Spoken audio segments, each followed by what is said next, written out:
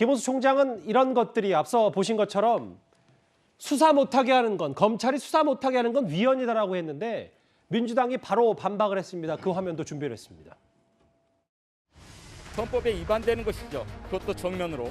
그러한 법안이 추진된다면 범죄자는 만세를 부를 것이고 범죄 피해자와 국민은 호소할 곳이 없게 됩니다. 헌법에 위배되는지 여부를 판단하는 헌법재판소에 이르기까지 모든 절차와 방안을 강구해서 최선을 다해서 호소하고 요청드리도록 하겠습니다.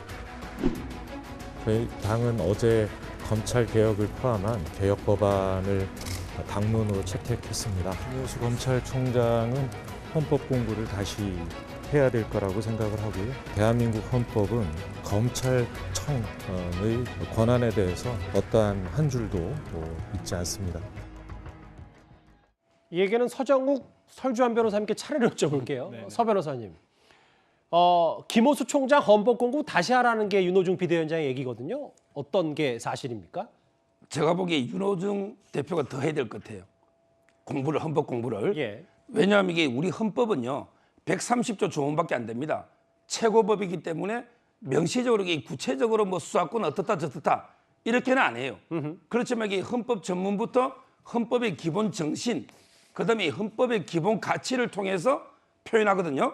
근데 우리 헌법 12조하고 16조를 보세요.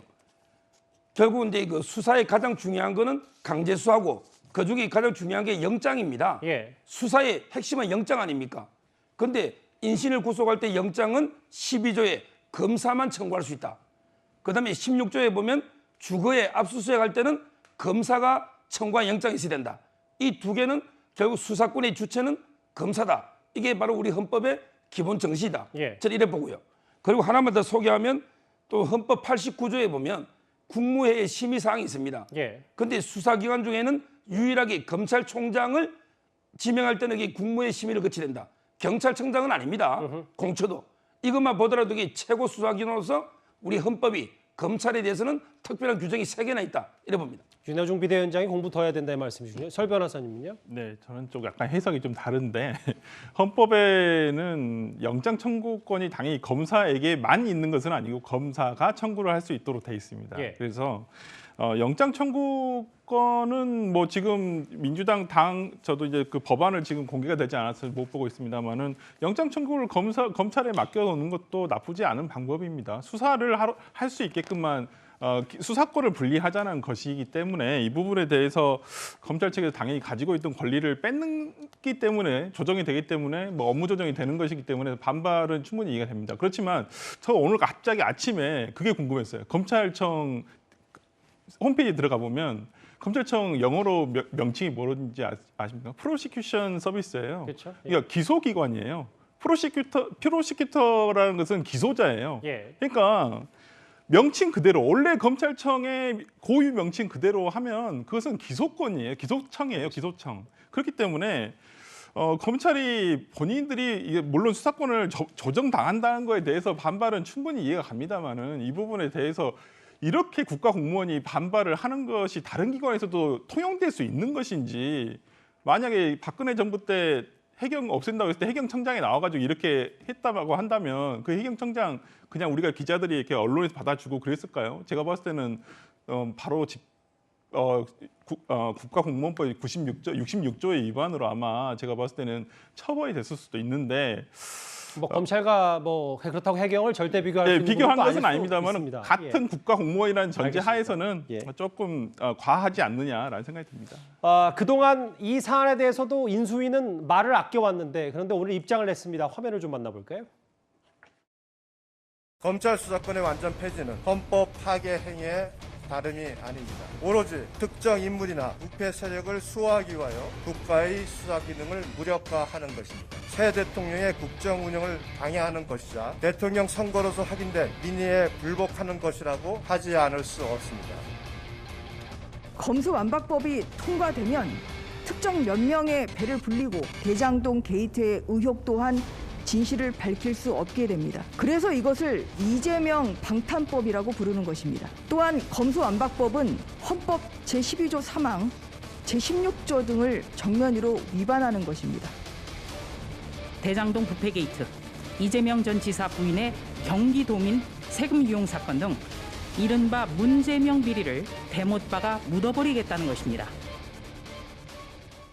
인수위에서는 대선 결과 민의회 국민 뜻에 불복하는 것이다라고 얘기했고, 물론 뭐 개정안 공포하겠다고 했으니까 국무회의에 그 김종욱 교수님, 참 정권 교체기가 이렇게 혼란스러운 적이 있었나 싶은데 이것도 전면전이고, 그러면 인수위에서도 이게 대선에 대해서 뭐 이런 거 정도 불복하는 거 아니냐, 헌법에 대해서 조항까지 조목조목 반박을 했고, 이재명 방지법 아니냐는 얘기까지 국민의힘에서 나왔거든요. 저는 불복을 이해할 수 없는 게 문재인 대통령의 대선 공약에 이게 들어가 있다니까요. 그래서 1차적으로는 검경 수사권 조정을 했었고, 예. 그다음에 공수처 설치를 했고, 마지막 남아 있는 것이 최종적으로 기소와 수사권을 분리하겠다는 입장들을 얘기한 거기 때문에 제가 볼 때는 방향에 대해서는 민주당 내부에 합의 사항들이 분명히 있어요. 다 아시겠습니다만 검찰 같은 경우 내사하죠, 수사하죠, 기소하죠, 영장 청구하죠, 구형하죠. 이런 식의 막대한 권한을 가지고 있으면서 그 권한을 가지고 소위 정치 권력과 결탁해서 다양한 일들을 벌여왔던 과거의 역사들이 있기 때문에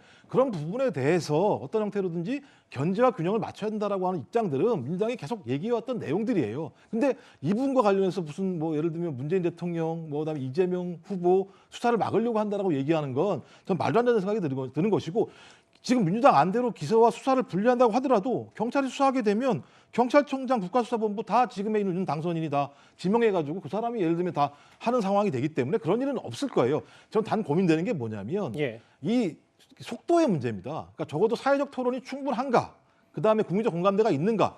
그렇지 않게 되면 법안을 통과시킨다고 하더라도 법률적 안정성이 떨어질 수밖에 없게 되는 것이고, 정당성의 논리들이 계속적으로 예를 들면 위협받기 때문에 그런 부분과 관련해서 속도 조절을 할 필요가 있는데, 제가 볼 때 민주당이 국민들이 봤을 때는 왜 저렇게 속도를 내지라고 하는 부분에 대한 설명을 제대로 하지 못하고 있다는 거 하나하고, 기소와 수사가 분리됐을 때 그 수사를 경찰이 담당하는 것에 대해서 많은 국민들이 경찰이 잘 할 수 있을 것인가? 아니 다른 기관이 필요하지 않을까라고 하는 고민에 대한 명확한 답을 못하는 부분이 있습니다만, 저는 방향은 이미 얘기된 것이기 때문에 그걸 가지고 뭐 방탄 이렇게 얘기하는 건 제가 볼 때는 과도한, 그러니까 이걸 막기 위한 수사에 불과하다고 생각합니다.